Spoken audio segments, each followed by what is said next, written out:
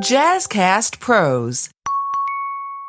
I want to start with 2 quick prompts. I'm also actually going to end this episode with a couple prompts, so please stay tuned for those. But the first prompt I want you to think about is, tell me something from the summer that was absolutely wonderful. Like if you have not a Kodak moment, although that would be kind of fitting, but a moment from the summer that just really encapsulates how you feel about the summer and something that was wonderful and something that you want to hang on to. What would that be?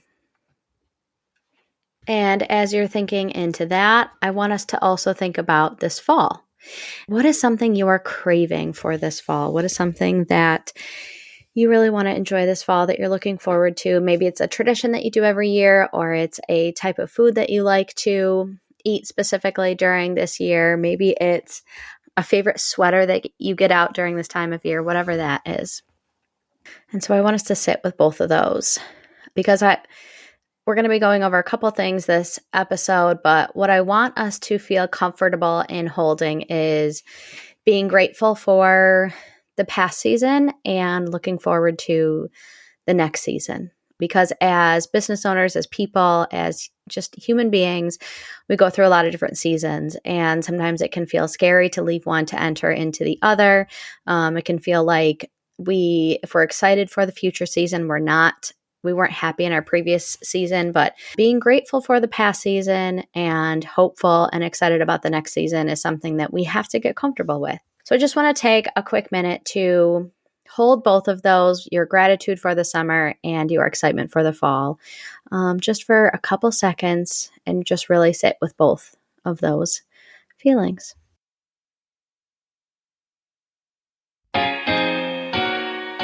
Welcome to High Vibe Table Talks, the podcast to help you, the current or aspiring solopreneur, navigate the messy middle so you can make both an income and an impact. Hi, I'm Rashawn, and I love creating safe spaces for women to be courageous in their dreams.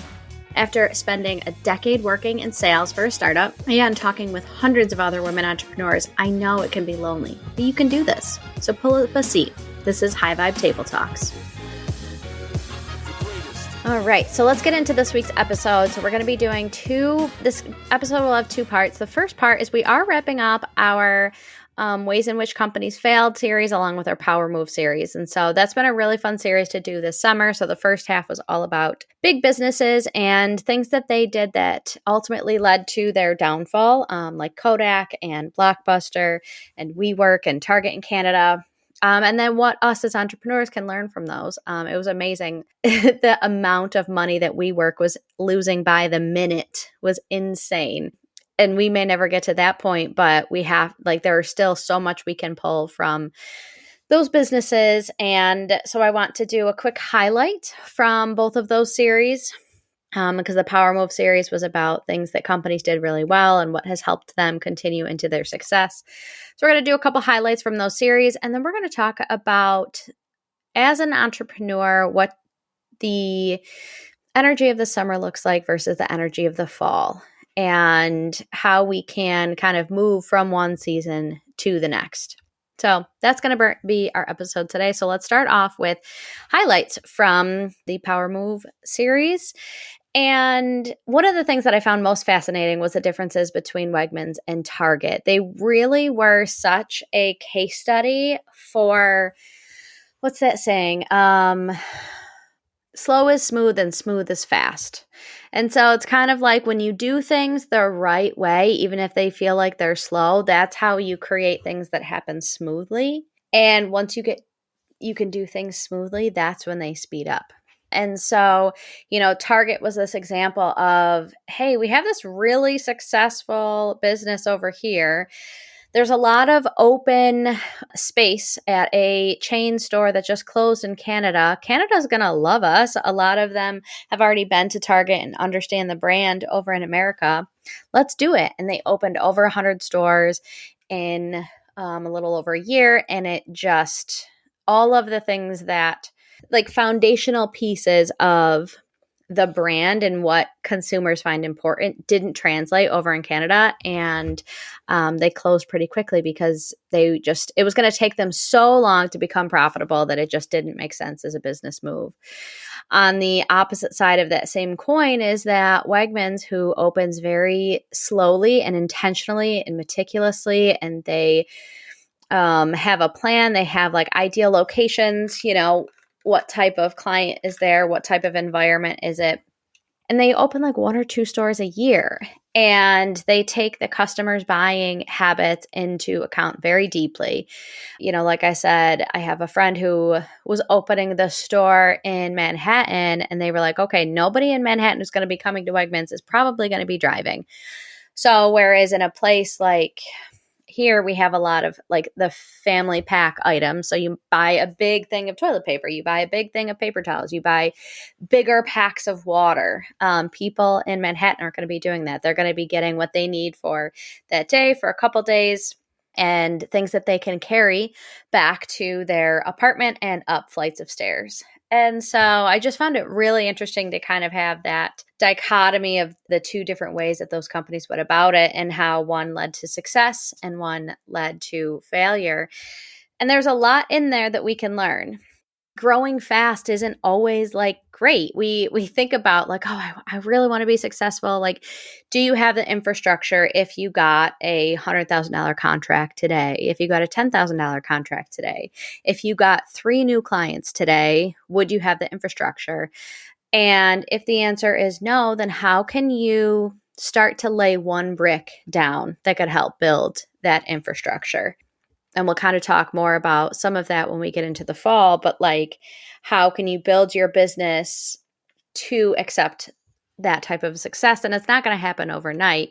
And so don't kind of like wish or feel like you're a failure if it's not growing that fast, because maybe the universe is just waiting for you to get the systems in place to be successful. I also found the Michelin stars one so interesting. Just, as someone who is a foodie, I never knew that much about it. But it was such an interesting discussion around like finding your ideal client, doing that really well, and then finding other areas that they crave something and then doing that really well. So finding another vertical and really growing that. I found it so interesting. They make tires and they're like, well, when people drive, they want to eat. So how can we show them great places to eat? And I really love too that like there are taco stands that have a Michelin star. There's like quick ramen places that have Michelin stars. It's not always about being this high level fine dining, $500, $1,000 for a plate type of environment. You can do something really, really well inexpensively because it comes down to the details. Are you doing the details well? So that was just such a fun episode, doing some research into, what is his name? Gordon Ramsay. Doing some research into Gordon Ramsay and his history, and the way that he explained opening restaurants and running restaurants was just really fascinating. Some of that is the foodie in me, but I just love that they have these 2 verticals that they do really, really well. That is similar to, the Stanley's episode, talking about they kind of tapped into this craze and then we're like, well, what else can we do? Let's make stickers. Let's make the toppers. Let's make backpacks. Let's make accessories. Let's make Barbie Stanleys. And so there's all these other ways that they said, this is hot right now. And what else will this ideal consumer crave? And they created that. And it's not necessarily a different vertical, but it's just thinking through the head of the consumer and saying, okay, what else can I do to serve this customer? And so it's kind of tapping into what people are craving combined with what you do well. Now, this next episode was talking about Basecamp versus Google and the difference in creating those cultures. And so building your business around what is important to you. And now this may seem like completely counterintuitive to the highlight that I just gave around like, if there's something that seems to be catching fire, you can hitch a ride on that. But you can build a company that is successful based on what is important to you either way. So like we talked about Basecamp, which does much more like Friday summer. So you get off by 11 on Friday in the summer. They try to limit the number of meetings they have on top of how many people are invited to each meeting. It's not about how much you can produce, how quickly. It's about like, you are important to us as an employee, and we want to support all sides of you, not just what have you done for us lately.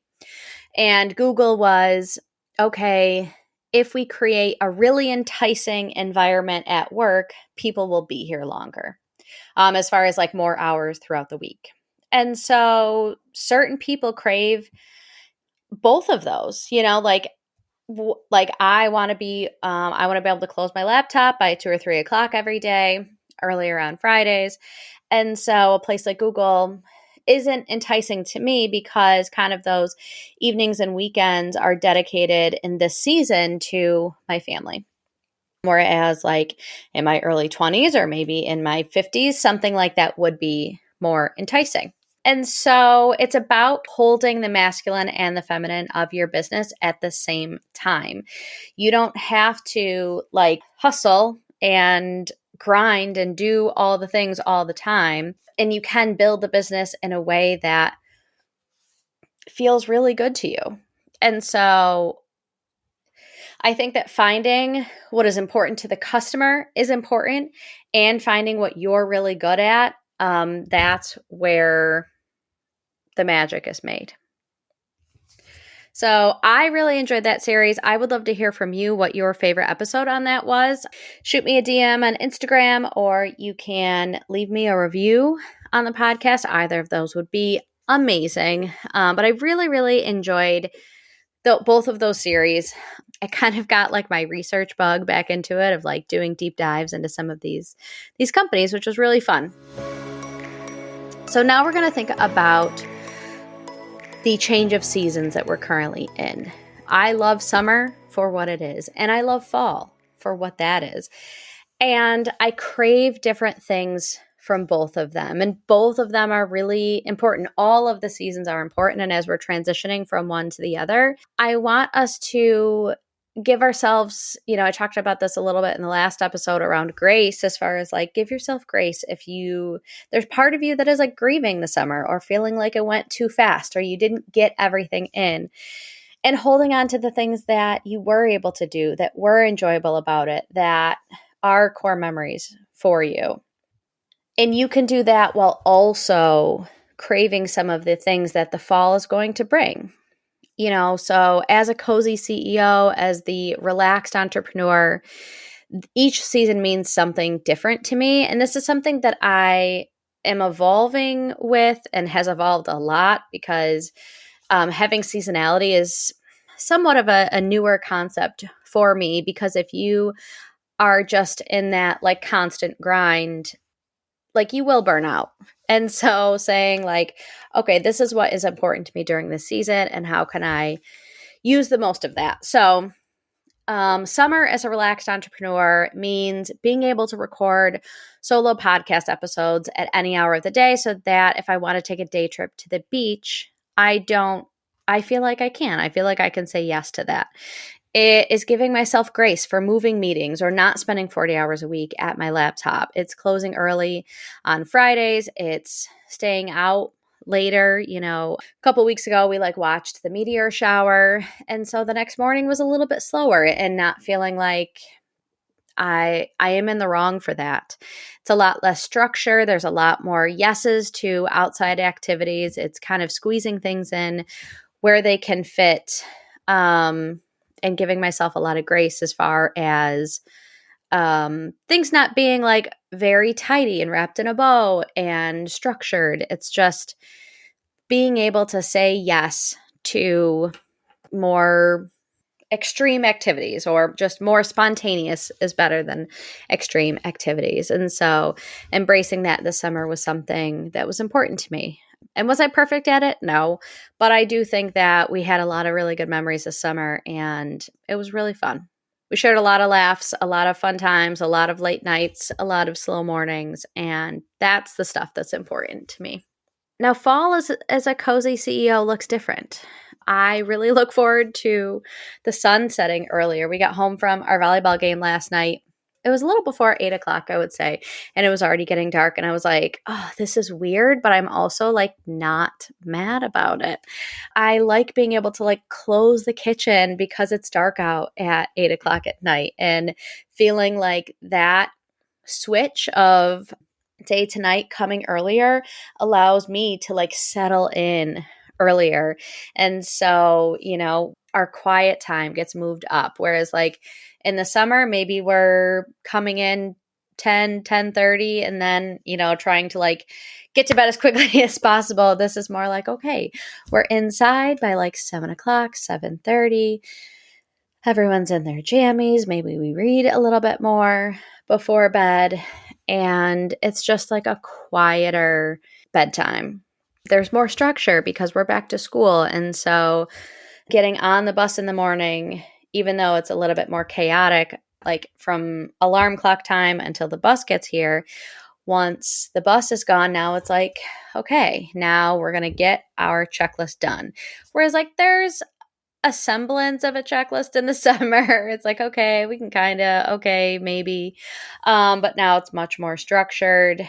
There's a lot more like, okay, you do this, then you do this, then you do this. And it just, that built in creates some more ease because you're not being like, hey, Mom, I'm hungry.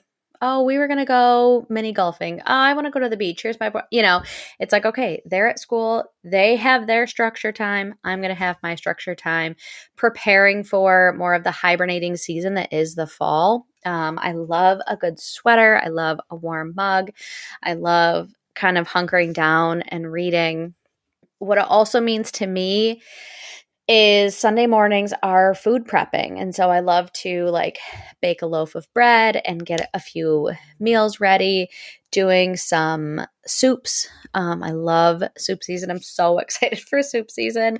They're warm and they're hearty, and like I make a big pot on Sunday and I have like a handful of meals throughout the rest of the week. And they could be quick. You spend more time on Sunday, but then you're just like, okay, let's warm this up and we're good to go. And so really using Sundays to help create automation throughout the week is really important. And I think that is something you can pull from for your business, is just creating automation, taking this more structured time to create automations so that your business feels cozier, because it's not like it's not this manual labor throughout the whole thing. It just kind of, once it starts, then it goes. And so now's a great time to really start thinking about, what can I automate? What is something in my business that if I put some time in up front, then the payoff would mean that I have a lot more ease in my business.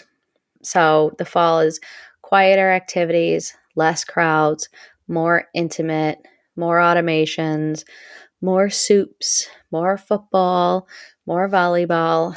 And as much as I do love summer, and we had a wonderful summer, I'm ready for fall.